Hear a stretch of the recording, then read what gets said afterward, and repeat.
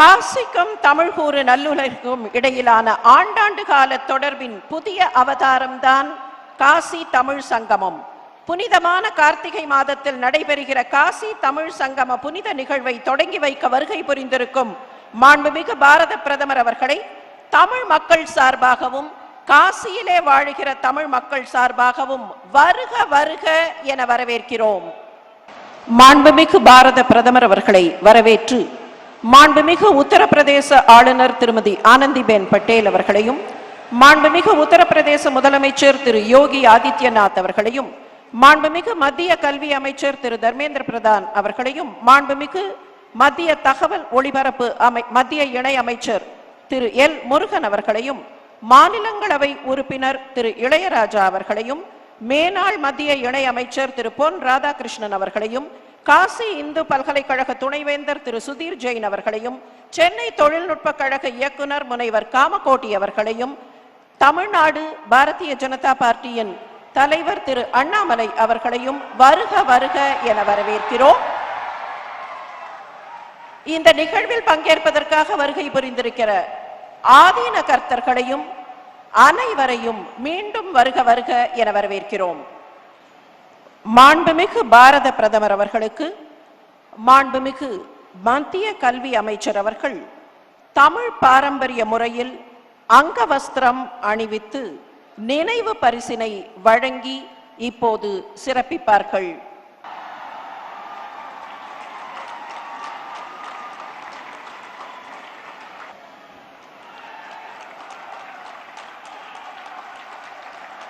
தமிழ் மக்களின் உள்ளத்து களிப்பை தெரிவிக்கும் வகையில் காசி தமிழகம் நெடுங்கால தொடர்பு என்னும் நூலினை மேனாள் மத்திய இணை அமைச்சர் திரு பொன் ராதாகிருஷ்ணன் அவர்கள் தமிழ்நாட்டின் சார்பாகவும் தமிழ் மக்களின் சார்பாகவும் தற்போது மாண்புமிகு பாரத பிரதமர் அவர்களிடத்தில் வழங்குகிறார்கள்.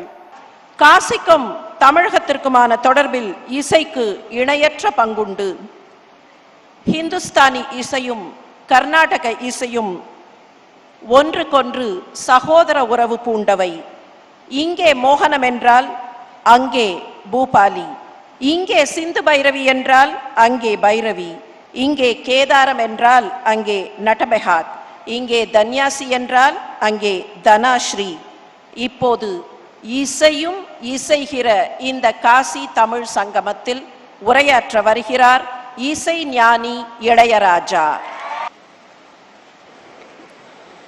மாண்புமிகு பாரத பிரதமர் அவர்களே, மாண்புமிகு உத்தரப்பிரதேச ஆளுநர் மற்றும் முதலமைச்சர் அவர்களே, மதிப்பிற்குரிய மத்திய அமைச்சர்களே, நாடாளுமன்ற சட்டமன்ற உறுப்பினர்களே, காசி தமிழ் சங்கமத்தில் திரளாக பங்கேற்று கொண்டிருக்கும் தமிழ் பெருமக்களே மற்றும் காசிவாசிகளே, உலகம் வியக்க பார்த்து கொண்டிருக்கும் இந்த காசி தமிழ் சங்கமத்தின் நிகழ்வுகளை காண வந்திருக்கும் திரளான பெருமக்களே, உங்கள் அனைவருக்கும் என்னுடைய வணக்கத்தை, மகிழ்ச்சியான வணக்கத்தை தெரிவித்துக் கொள்கிறேன். காசி நகருக்கும் தமிழுக்கும் எவ்வளவு தொடர்பு இருக்கிறது என்பதை இங்கே விளக்கி அனைவரும் பேசிக் கொண்டிருந்தார்கள். பாரதியார் இங்கே 2 வருடம் இங்கே படித்திருக்கிறார். இங்கே படித்து அவர் கற்றுக்கொண்ட விஷயங்களை, புலவர் பெருமக்கள் உரையாடியதை, அவர்கள் விவாதத்தில் பங்கு கொண்டதையெல்லாம் நேரிலே பார்த்திருந்து காசி நகர் புலவர் இங்கே செய்யும் பேச்சுக்களை காசியில் கேட்க ஒரு கருவி செய்வோம் என்று இந்தியாவிற்கு எந்தவிதமான முன்னேற்றமும் இல்லாத நேரத்திலே அவர் அந்த பாடலை பாடியிருக்கிறார். கங்கை நதிப்புறத்து கோதுமை பண்டம் காவிரி வெற்றிலைக்கு மாறுகொள்வோம் என்று அப்பொழுதே அவர்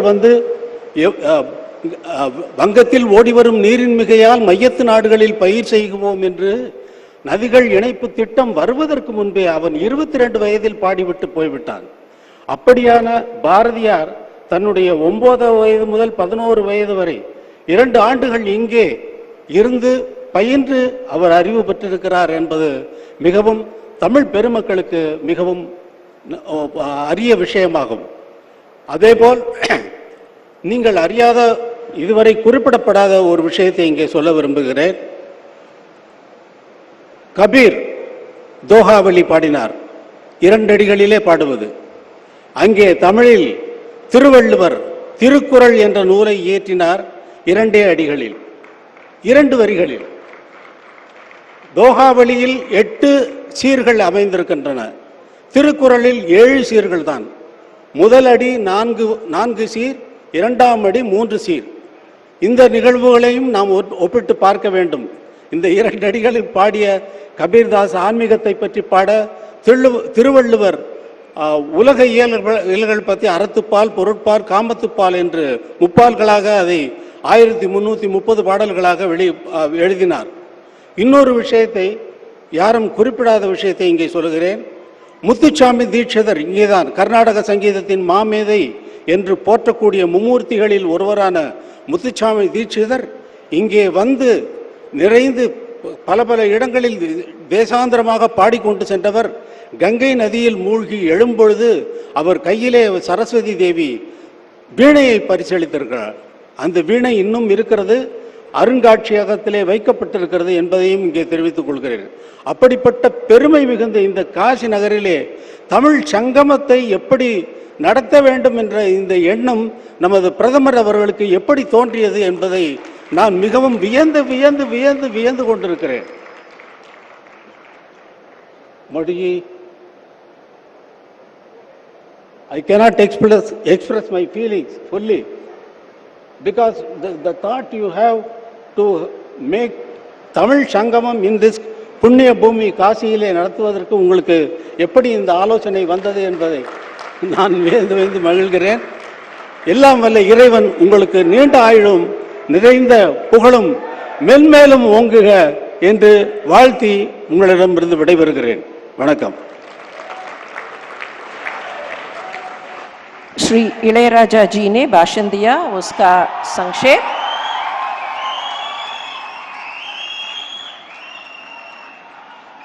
சங்கப்புலவர் கபிலர் வாரணாசியில் வாழ்பவர்களை பற்றி தம்முடைய பாடலில் குறிப்பிடுகிறார்.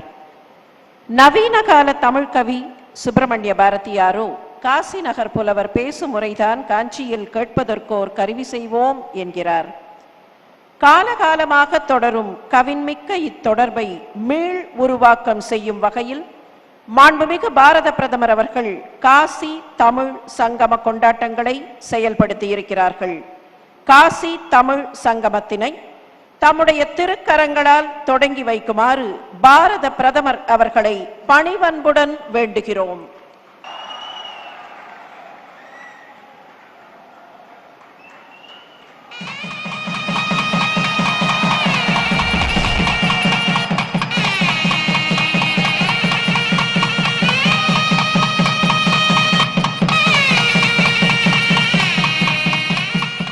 நன்றி. காசி தமிழ் சங்கமம் குறித்த குறும்படம் இப்போது காணலாமா?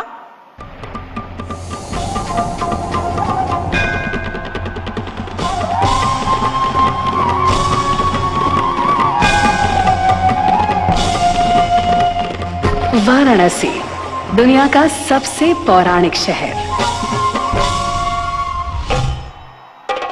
तमिलनाडु जिसकी भाषा है सबसे प्राचीन, एक की पहचान है आध्यात्मिक राजधानी की, जहां गंगा की धार के साथ गूंजते हैं पवित्र मंत्र, तो दूसरी ओर है भारतीय ज्ञान प्रणाली का अनमोल खजाना।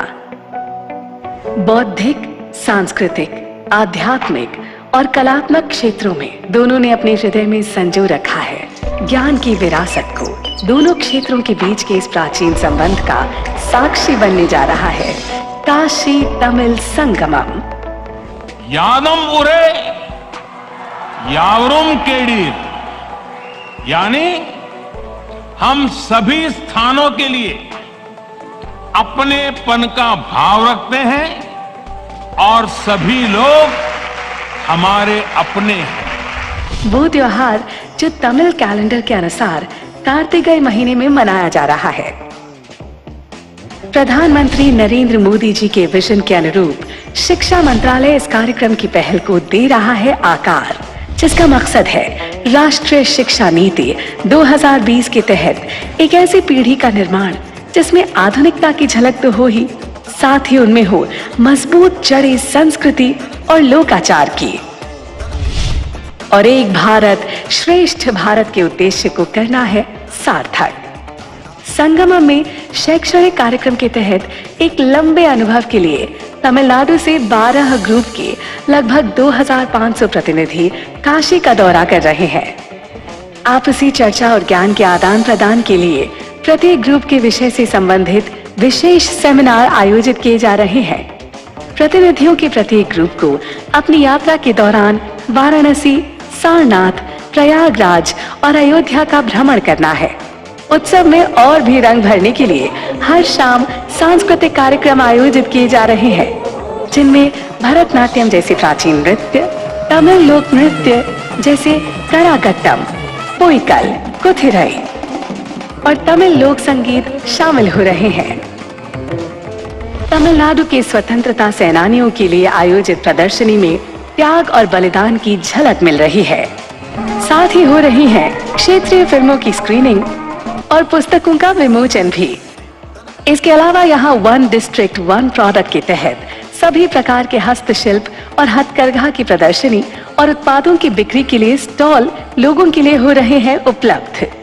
व्यंजन किसी भी संस्कृति के अभिन्न अंग हैं, इसलिए यहाँ तमिल व्यंजनों की कई किस्में विविधता के साथ लगा रही हैं जायके का तड़का।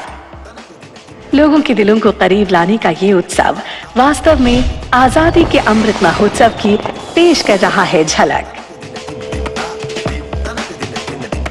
हमारी परंपरा के संबंध को फिर से खोजने, अपने जुड़ाव को और भी मजबूत करने और साझा विरासत की समृद्धि का सम्मान करने के लिए आज माननीय प्रधानमंत्री नरेंद्र मोदी जी ने अपने कर कमलों से काशी तमिल संगमम का उद्घाटन किया है।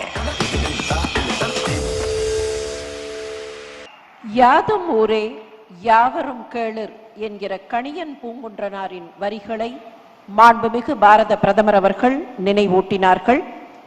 தமிழின் தனிச்சிறப்பு உலக பொதுமறை திருக்குறள். இன்றளவும் வாழ்வியல் வழிகாட்டியாக, மானுடவியல் களஞ்சியமாக திகழ்கிற திருக்குறள் பல்வேறு மொழிகளில் மொழிபெயர்க்கப்பட்டுள்ளது. இன்று அயல் நாட்டின் கெமர் மொழி உட்பட 13 மொழிகளில் திருக்குறளின் மொழிபெயர்ப்புகளை மாண்புமிகு பாரத பிரதமர் அவர்கள் வெளியிட்டு சிறப்பிக்க இருக்கிறார்கள். மாண்புமிகு பாரத பிரதமர் அவர்களை திருக்குறளின் மொழிபெயர்ப்புகளை வெளியிட்டு புகழ் சேர்க்குமாறு பணிவன்போடு கேட்டுக்கொள்கிறோம். 13 மொழிகளில் திருக்குறள் மொழிபெயர்க்கப்பட்டு மாண்புமிகு பாரத பிரதமர் அவர்களால் தற்போது வெளியிடப்பட்டுள்ளது. இந்த நிகழ்ச்சியில் இப்போது ஒரு கலை சங்கமம். தமிழ்நாட்டின் தனிச்சிறப்பு நாதஸ்வரம். மங்கள நிகழ்ச்சிகள் நாதஸ்வர இசையோடு தொடங்குவது மரபு.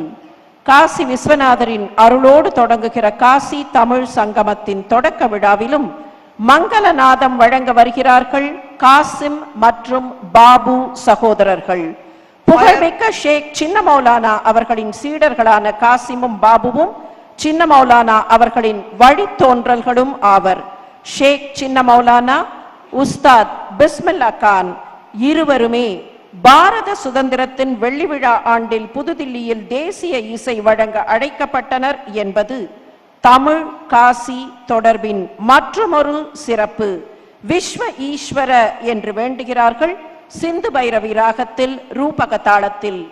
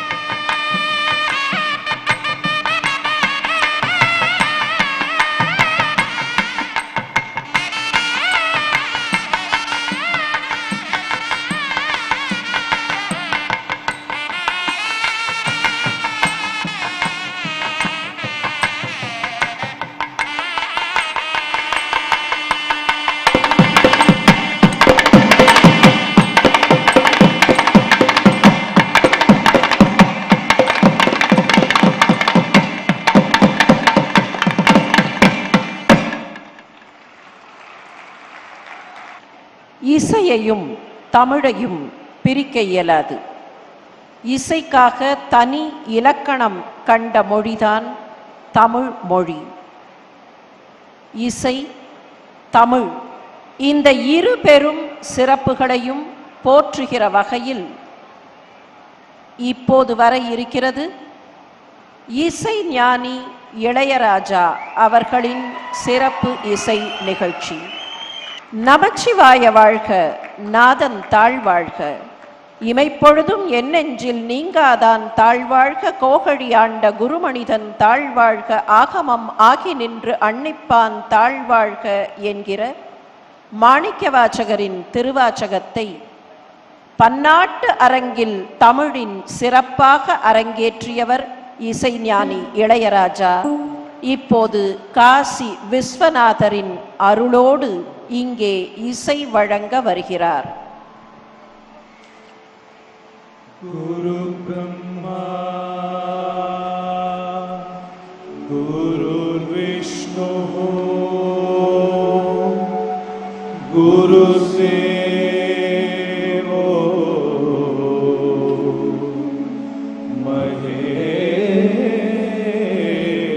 மகேஸ்வரः குரு சாட்சாத் பரபிரம்மா தஸ்மை ஸ்ரீ குரவே நமः தஸ்மை ஸ்ரீ குரவே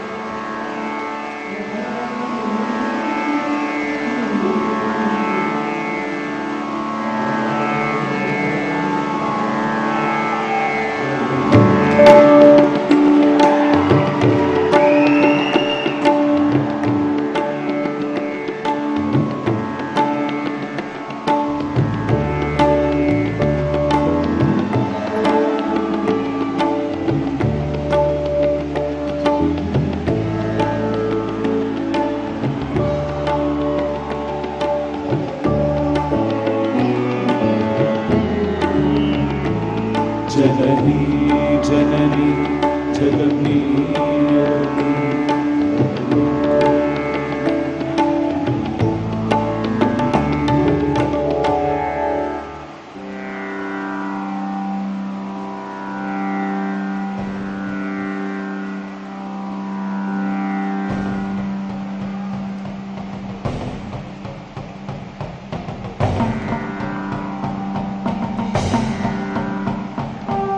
हर हर हर हर हर हर हर हर महादेव हर हर हर हर हर हर हर हर महादेव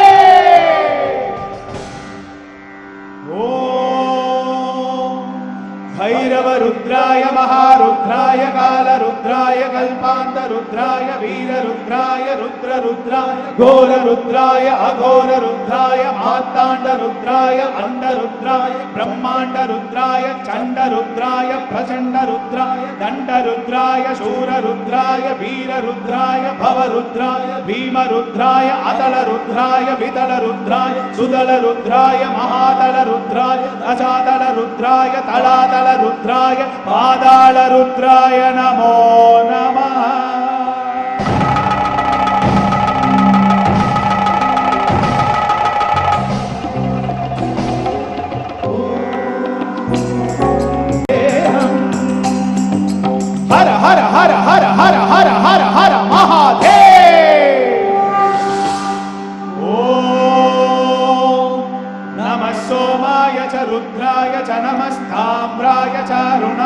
नमः शृंगाय च पशुपतये च नमः उग्राय च भीमाय च नमो अग्रे वधाय च धूरे वधाय च नमो हन्त्रे च हनीयसे च नमो वृक्षेभ्यो हरिकेशेभ्यो नमः ताराय नमः शम्भवे च मयोभवे च नमः शङ्कराय च मयस्कराय च नमः शिवाय च शिवतराय च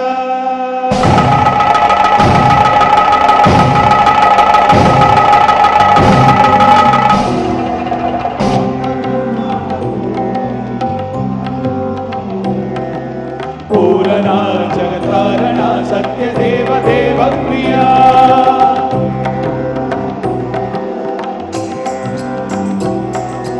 निश्चला दुष्टनिग्रहा सप्तलोक संरक्षणा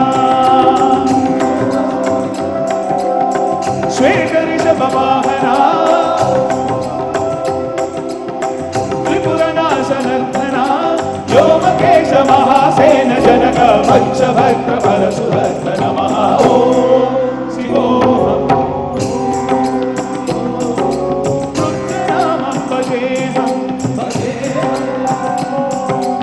ॐ शिवोऽहम् ॐ शिवोऽहम् रुद्रनामं भजेऽहम् भजेऽहम्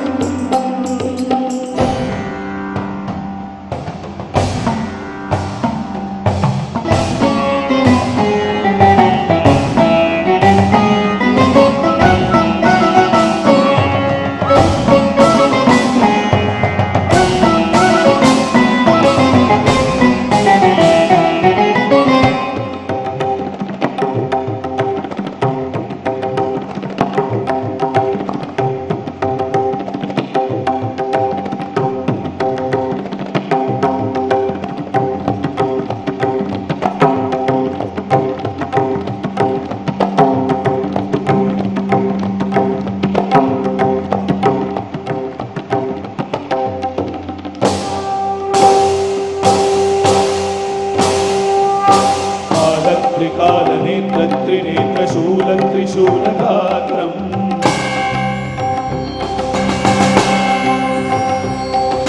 सत्यप्रभाव दिव्यप्रकाशमन्त्रस्वरूपमात्रम्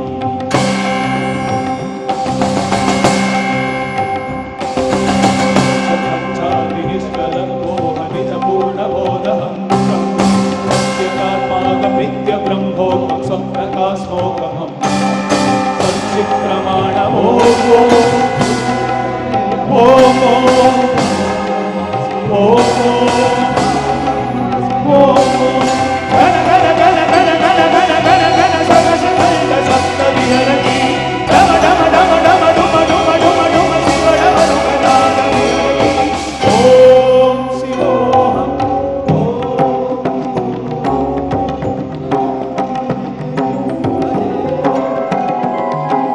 Om Shivo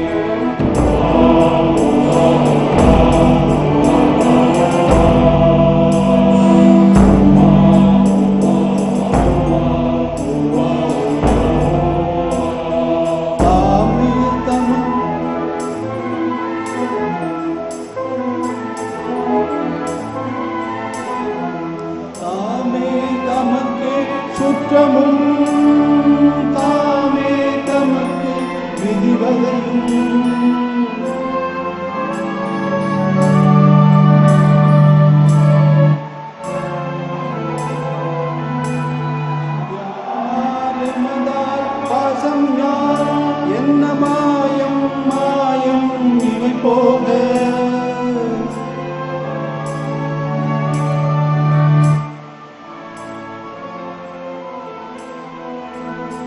கோமான் பண்டை தொண்டரொடும் அவந்தன் குறிப்பே குறிக்கொண்டு கோமான் அமைமின்மை நீங்கே புயங்கன் நாள்வான் பொன்னடிக்கே புயங்கன் நாள்வான் பொன்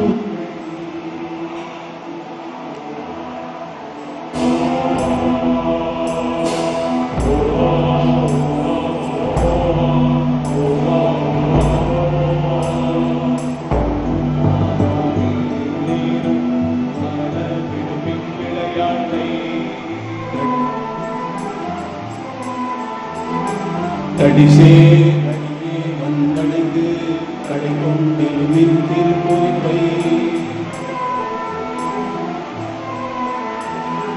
செடிசே முழலை செல நீங்கி சிவலோகத்தை நமமைப்பார் ஒடிசே மேகி புயங்கந்தன்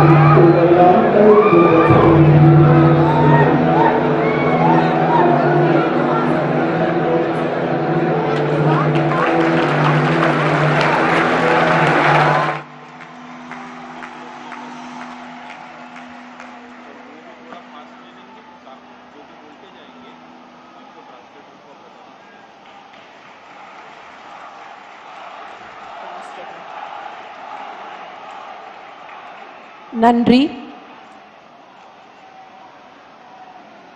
மந்திர உச்சாடனங்களை கற்பதற்காகவே முறையாக கற்பதற்காகவே பாரதத்தின் பல்வேறு பகுதிகளிலே இருந்து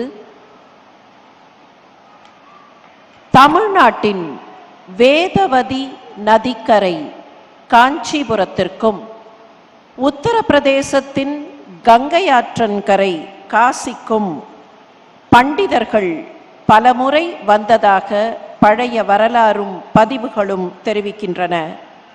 வெள்ளை விழிசங்கின் பேரரவம் கேட்டிலையோ என்றே கேட்கிறாள் ஆண்டாள் நாச்சியார். இப்போது சங்கநாதமும், அந்த சங்கநாதத்தை தொடர்ந்து மந்திர உச்சாடனங்களும்.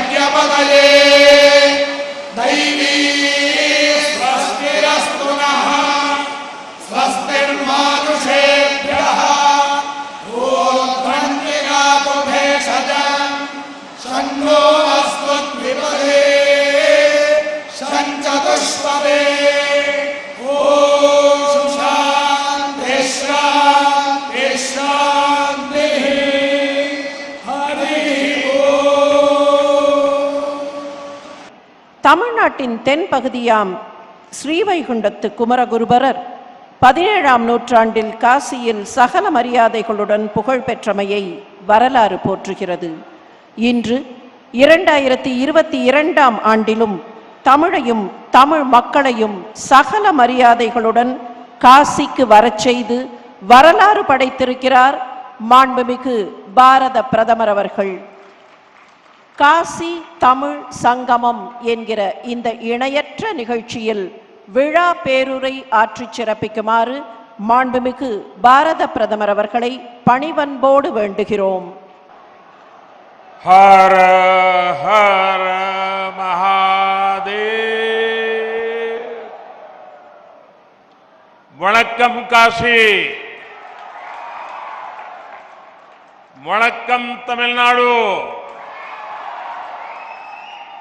कार्यक्रम में उपस्थित उत्तर प्रदेश की गवर्नर आनंदीबेन पटेल, मुख्यमंत्री श्रीमान योगी आदित्यनाथ जी,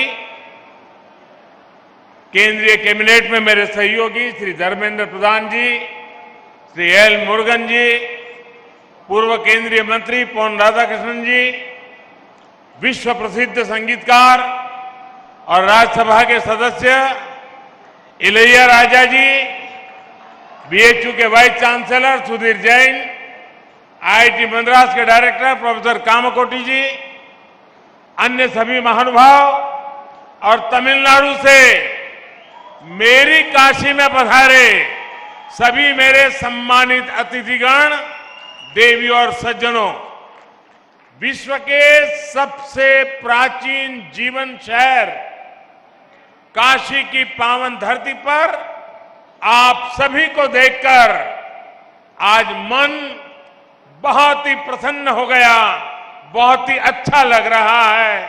मैं आप सभी का महादेव की नगरी काशी में काशिल तमिल संगमम में हृदय से स्वागत करता हूं। இந்த நிகழ்ச்சியிலே கலந்து கொண்டு சிறப்பித்துக் கொண்டிருக்கும் உத்தரப்பிரதேச மாநில கவர்னர் திருமதி ஆனந்திபென் அவர்களே, உத்தரப்பிரதேச மாநில முதல்வர் யோகி ஆதித்யநாத் அவர்களே, மத்திய அமைச்சரவையில் என்னுடைய சகாக்கள் தர்மேந்திர பிரதான் அவர்களே, முருகன் அவர்களே, உலக புகழ்பெற்ற இசையமைப்பாளர் இசைஞானி இளையராஜா அவர்களே, முன்னாள் மத்திய அமைச்சர் பொன் ராதாகிருஷ்ணன் அவர்களே, மேலும் இங்கே வந்திருக்கின்ற பெரியோர்களே, தாய்மார்களே, உலகத்திலேயே பழமையான வாழ்க்கை வரலாற்றை கொண்டிருக்கின்ற இந்த காசி மாநகருக்கு காசி தமிழ்ச் சங்கமம் என்ற நிகழ்ச்சியிலே கலந்து கொள்வதற்காக தமிழகத்திலிருந்து வந்திருக்கின்ற என்னுடைய விருந்தினர்களே, உங்கள் அனைவரையும் வருக வருக என வரவேற்று வணக்கத்தை தெரிவித்துக் கொள்கிறேன். हमारे देश में संगमों की बड़ी महिमा, बड़ा महत्व रहा है। नदियों और धाराओं के संगम से लेकर विचारों, विचारधाराओं, ज्ञान, विज्ञान और समाजों, संस्कृतियों के हर संगम को हमने सेलिब्रेट किया है।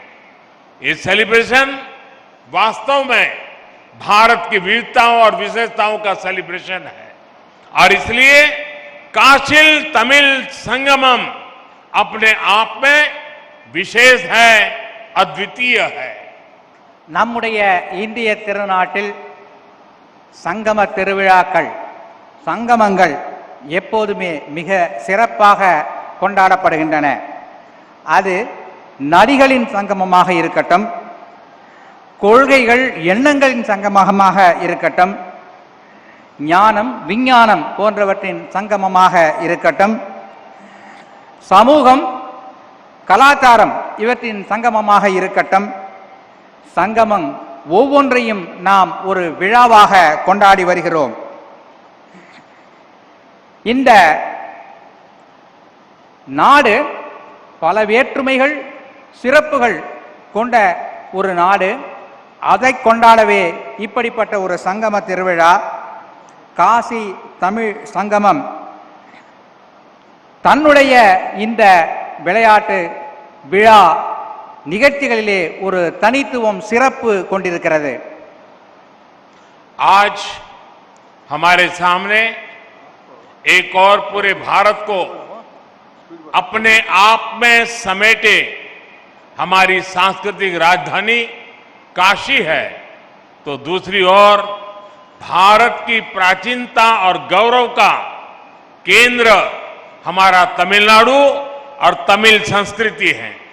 ये संगम भी गंगा यमुना के संगम जितना ही पवित्र है। ये गंगा यमुना जितनी ही अनंत संभावनाओं और सामर्थ्य को समेटे हुए है। காசி என்ற இந்த திருநகரம் பழமை வாய்ந்தது, சிறப்பு வாய்ந்தது. அதைப் போலவே தமிழ்நாடும் பழமை வாய்ந்தது, கலாச்சார பெருமை வாய்ந்தது. இந்த இரண்டு நகரங்களின் சங்கமம் இங்கே இந்த நிகழ்ச்சியின் மூலமாக, இந்த ஒரு மாத கால நிகழ்ச்சியின் மூலமாக நடக்கவிருக்கிறது. मैं काशी और तमिलनाडु के सभी लोगों का इस आयोजन के लिए हार्दिक बधाई देता हूं। मैं देश के शिक्षा मंत्रालय और उत्तर प्रदेश सरकार को भी शुभकामनाएं देता हूं, जिन्होंने एक माह के इस व्यापक कार्यक्रम को साकार किया है। इसमें बीएचयू और आईआईटी मद्रास जैसे महत्वपूर्ण शिक्षा संस्थान भी सहयोग कर रहे हैं। विशेष रूप से मैं काशी और तमिलनाडु के विद्वानों का, छात्रों का अभिनंदन करता हूं।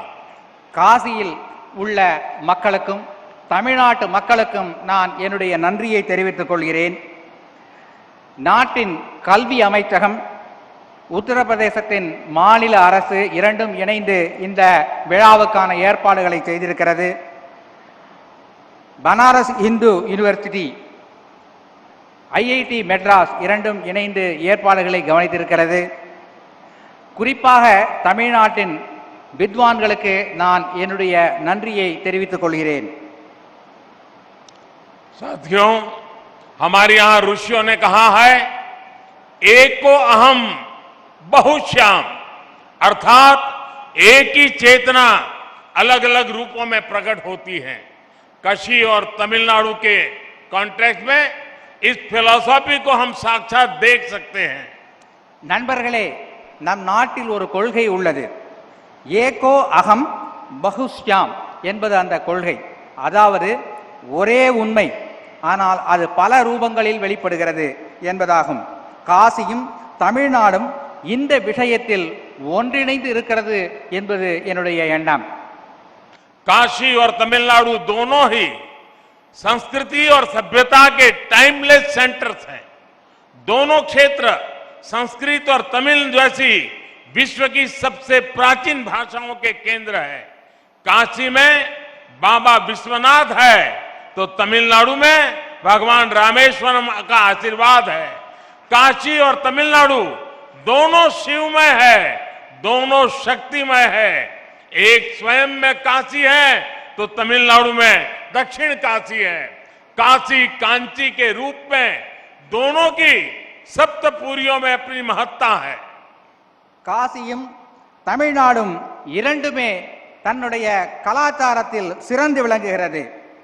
இரண்டு இடங்களும் வடமொழி சம்ஸ்கிருதம், தமிழ் இரண்டு மொழிகளிலும் சிறந்து விளங்குகிறது.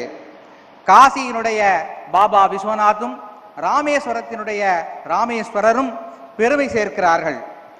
காசி தமிழ்நாடு இரண்டும் சிவமயமானது, சக்திமயமானது. காசி தமிழ்நாடு இரண்டும் திருக்கோயில்களுக்கு பிரபலமானது. தமிழகத்திலே காசி, தென்காசி என்ற ஊர் பிரபலமானது. காசி, காஞ்சி இந்த இரண்டு நகரங்களும் 7 முக்கியமான நகரங்களில் ஒன்றானவை. काशी और तमिलनाडु दोनों संगीत, साहित्य और कला के अद्भुत स्रोत भी हैं। काशी का तबला और तमिलनाडु का तन्नुमाई। काशी में बनारसी साड़ी मिलेगी, तो तमिलनाडु का कांजीवरम सिल्क पूरी दुनिया में फेमस है। காசி தமிழ்நாடு இரண்டுமே கலை, கலாச்சாரம், தங்களுடைய பண்பாடு ஆகியவற்றில் சிறந்து விளங்குகின்றன. காசியிலே தபேலா என்றால் தமிழகத்திலே தன்னுமை சிறந்து விளங்குகிறது. காசியிலே காசிப்பட்டு சிறந்தது என்றால் தமிழகத்திலே காஞ்சிப்பட்டு சிறந்து விளங்குகிறது. दोनों भारतीय अध्यात्म के सबसे महान आचार्यों की जन्मभूमि और कर्मभूमि है। काशी भक्त तुलसी की धरती, तो तमिलनाडु संत तिरुवल्लुवर की भक्ति भूमि आप जीवन के हर क्षेत्र में, लाइफ के हर डायमेंशन में काशी और तमिलनाडु के अलग अलग रंगों में इस एक जैसी ऊर्जा के दर्शन कर सकते हैं। காஞ்சியும் தமிழ்நாடும் பல்வேறு தலைவர்கள் யுக புருஷர்களின் ஜென்மபூமி. காசியிலே துளசிதாசர் பிறந்தார் என்றால் தமிழகத்திலே திருவள்ளுவர் பிறந்து தமிழின் பெருமையை வளப்படுத்தி இருக்கிறார். உங்களுடைய வாழ்க்கையில் பல்வேறு வகையான தத்துவங்களை இந்த காசியும் தமிழ்நாடும் அளிக்க வல்லது என்பதை நான் சொல்ல விரும்புகிறேன். आज भी तमिल विवाह परंपरा में काशी यात्रा का जिक्र होता है, यानी तमिल युवाओं के जीवन की नई यात्रा से काशी यात्रा को जोड़ा जाता है। ये है तमिल दिलों में काशी के लिए अविनाशी प्रेम, जो न अतीत में कभी मिटा न भविष्य में कभी मिटेगा। यही एक भारत श्रेष्ठ भारत की वो परंपरा है जिसे हमारे पूर्वजों ने जिया था, और आज ये काशी तमिल संगमम फिर से उसके गौरव को आगे बढ़ा रहा है। தமிழகத்தின் திருமணங்களிலே காசி யாத்திரை என்று ஒரு நிகழ்ச்சி உண்டு. தன்னுடைய வாழ்க்கையின் ஒரு புதிய அத்தியாயத்தை தொடங்கும் முன்னர் திருமணத்தின் மணமகன் காசி யாத்திரை செல்வதாக அங்கே ஒரு வழக்கம் உண்டு. இவ்வாறு காசிக்கும் தமிழ்நாட்டிற்கும் இடையே ஒரு நீண்ட பந்தம் நெடுங்காலமாக இருந்து வருகிறது. साथियों, काशी के निर्माण में, काशी के विकास में भी तमिलनाडु ने अभूतपूर्व योगदान दिया है। तमिलनाडु में जन्मे डॉक्टर सर्वपल्ली राधाकृष्णन बीएचयू के पूर्व कुलपति थे। उनके योगदान को आज भी बीएचयू याद करता है। श्री राजेश्वर शास्त्री जैसे तमिल मूल के प्रसिद्ध वैदिक विद्वान काशी में रहे। उन्होंने रामघाट पर सांगवेद विद्यालय की स्थापना की। ऐसे ही पट्टाभिराम शास्त्री जी, जो कि हनुमान घाट में रहते थे, उन्हें भी काशी के लोग याद करते हैं। காசியை நிர்மாணித்ததில் காசியின் வளர்ச்சியில் தமிழர்களின் பங்கு பல உள்ளது.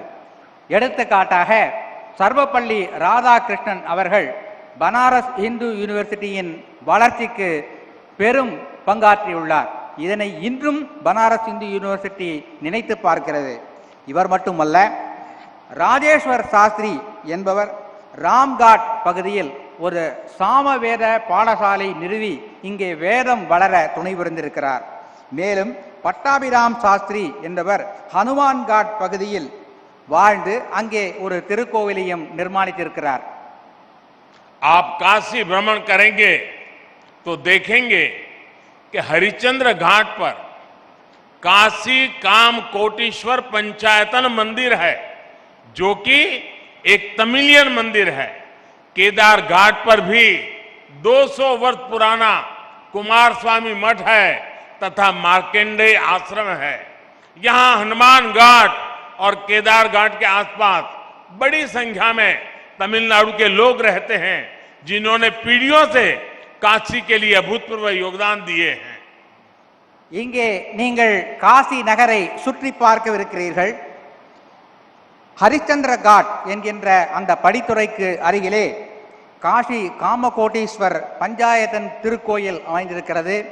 அதனை பார்ப்பீர்கள். இது தமிழ்நாட்டின் ஒரு பண்பாட்டை காட்டுகின்ற ஒரு கோயில். அதுபோலவே கேதார்காட் பகுதியில் 200 வருட பழமையான குமாரசாமி மடமும் மார்க்கண்டேய ஆசிரமும் இருக்கிறது. ஹனுமான்காட் பகுதியில் தமிழ்நாட்டை சேர்ந்த பலர் வசிக்கிறார்கள். இவற்றையெல்லாம் நீங்கள் இந்த காசியை சுற்றி பார்க்கும்போது பார்ப்பீர்கள். तमिलनाडु की एक और महान विभूति, महान कवि श्री सुब्रमण्यम भारती जी, जो कि महान स्वतंत्रता सेनानी भी थे, वो भी कितने समय तक काशी में रहे। यही मिशन कॉलेज और जयनारायण कॉलेज में उन्होंने पढ़ाई की थी। काशी से वो ऐसे जुड़े कि काशी उनका हिस्सा बन गई।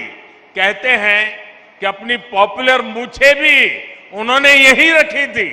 ऐसे कितने ही व्यक्तित्वों ने कितनी ही परंपराओं ने, कितनी ही आस्थाओं ने काशी और तमिलनाडु को राष्ट्रीय एकता के सूत्र से जोड़कर रखा है।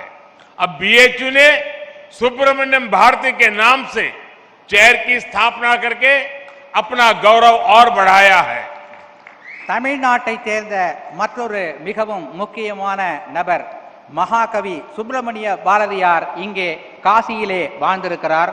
பல ஆண்டு காலம் வாழ்ந்திருக்கிறார். அவர் இங்கே மிஷன் கல்லூரியிலும் ஜெயநாராயண் கல்லூரியிலும் படித்திருக்கிறார். காசியிலேதான் அவர் தன்னுடைய முறுக்கு மீசையை வைக்க ஆரம்பித்தார் என்று சொல்லுகிறார்கள். நம்முடைய பனாரஸ் இந்து யூனிவர்சிட்டி பாரதியார் இருக்கை என்ற ஒரு இருக்கையை ஏற்படுத்தி பாரதியாரையும் தமிழையும் சிறப்பிக்கவிருக்கிறது. साथियों, काशी तमिल संगमम का ये आयोजन तब हो रहा है जब भारत ने अपनी आजादी के अमृत काल में प्रवेश किया है। अमृत काल में हमारे संकल्प पूरे देश की एकता और एकजुट प्रयासों से पूरे होंगे। भारत वो राष्ट्र है जिसने हजारों वर्षों से संबो मनासी जानताम के मंत्र से एक दूसरे के मनों को जानते हुए, सम्मान करते हुए स्वाभाविक सांस्कृतिक एकता को जिया है। காஷ்மீர் காசி தமிழ் சங்கமம் என்ற இந்த நிகழ்ச்சி சுதந்திரத்தின் அமிர்த காலமான இந்த தொடக்க காலத்தில் நடைபெறுகிறது. நம்முடைய நாட்டில் சம்போ மனசி ஜான்தாம் என்ற ஒரு பழமொழி உண்டு.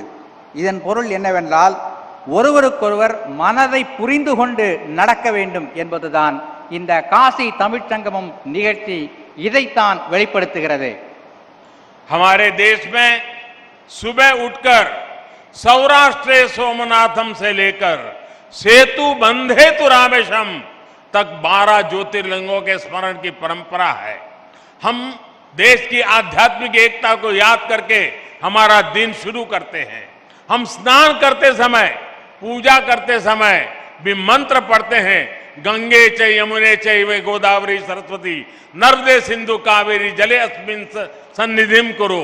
अर्थात गंगा यमुना से लेकर गोदावरी और कावेरी तक सभी नदियां हमारे जल में निवास करें, यानी हम पूरे भारत की नदियों में स्नान करने की भावना करते हैं। நாம் காலையில் எழுந்ததும் சொல்லுகின்ற ஒரு மந்திர ஸ்லோகம் என்னவென்றால், சௌராஷ்டிரே சோமநாதம் என்பதிலிருந்து தொடங்கி சேதுபந்தேது ராமேஸ்வர் என்ற அந்த 12 ஜோதிர்லிங்கங்களை பற்றி நாம் சொல்லி அவற்றை மனதிலே நினைத்து நம்முடைய நாளை தொடங்குகிறோம். இவ்வாறு தேச ஒற்றுமை உணர்வை தூண்டுகின்ற அந்த ஒரு ஸ்லோகத்தோடு தான் நமது நாள் தொடங்குகிறது. அது மட்டுமல்ல, பூஜை செய்யும் போதும் குளிக்கும் போதும் கங்கேஜ யமுனே தெய்வ கோதாவரி சரஸ்வதி நர்மதே சிந்து காவேரி ஜலேஸ்மின் சந்நிதிம் குரு என்கின்ற மந்திரத்தை சொல்லுகிறோம். இதன் பொருள் என்னவென்றால், கங்கை, யமுனை, கோதாவரி, காவேரி போன்ற அந்த புனித நதிகளின் ஆசீர்வாதங்கள், அதிலே குளித்த புண்ணியம் நமக்கு கிடைக்கட்டும் என்பதாகும். இவ்வாறு தேச ஒற்றுமை என்பதைத்தான் இந்த மந்திரங்கள் எல்லாம் நமக்கு உணர்த்துகின்றன. हमें आजादी के बाद हजारों वर्षों की इस परंपरा को, इस विरासत को मजबूत करना था, इस देश का एकता सूत्र बनाना था। लेकिन दुर्भाग्य से इसके लिए बहुत प्रयास नहीं किए गए। काशी तमिल संगमम आज इस संकल्प के लिए एक प्लेटफॉर्म बनेगा। ये हमें हमारे इस कर्तव्यों का बोध कराएगा और राष्ट्रीय एकता को मजबूत करने के लिए ऊर्जा देगा। சுதந்திரம் அடைந்த பிறகு நாம் இந்த தேச ஒற்றுமையை வளர்க்கும் இந்த செயலை செய்து நாட்டை வளப்படுத்தி இருக்க வேண்டும். ஆனால் பல்வேறு காரணங்களாக இது நடக்காமல் போய்விட்டது. இப்போது இந்த காசி தமிழ்ச்சங்கமம் என்ற இந்த போன்ற நிகழ்ச்சிகளின் மூலம் தேச ஒற்றுமையை வளர்க்கின்ற பணியை நாம் செய்யவிருக்கிறோம்.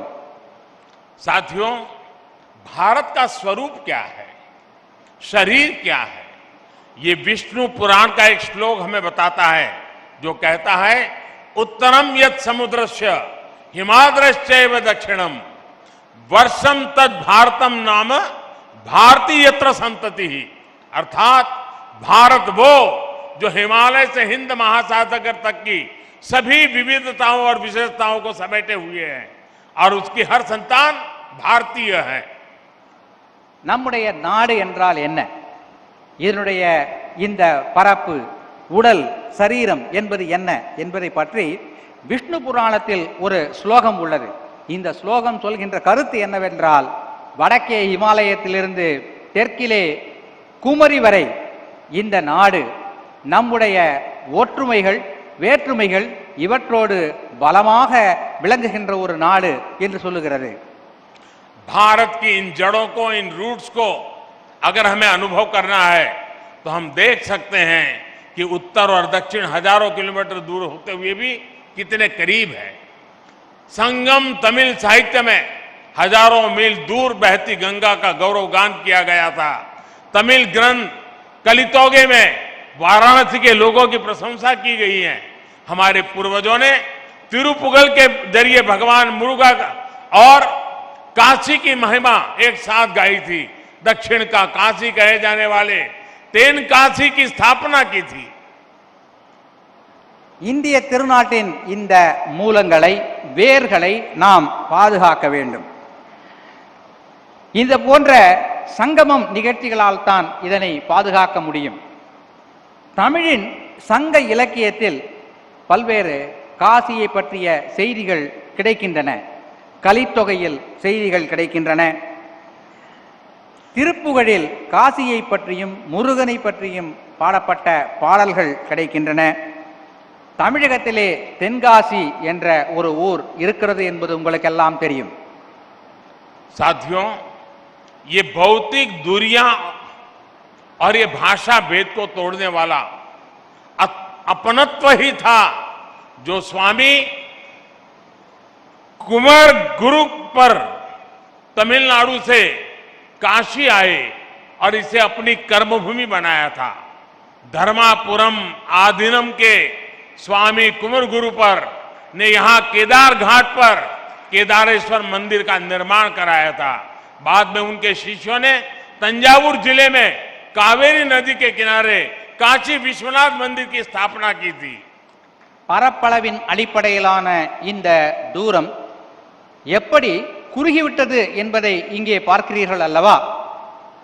இத்தகைய ஒரு எண்ணத்தை குமரகுருபர சுவாமிகள் காட்டியுள்ளார்.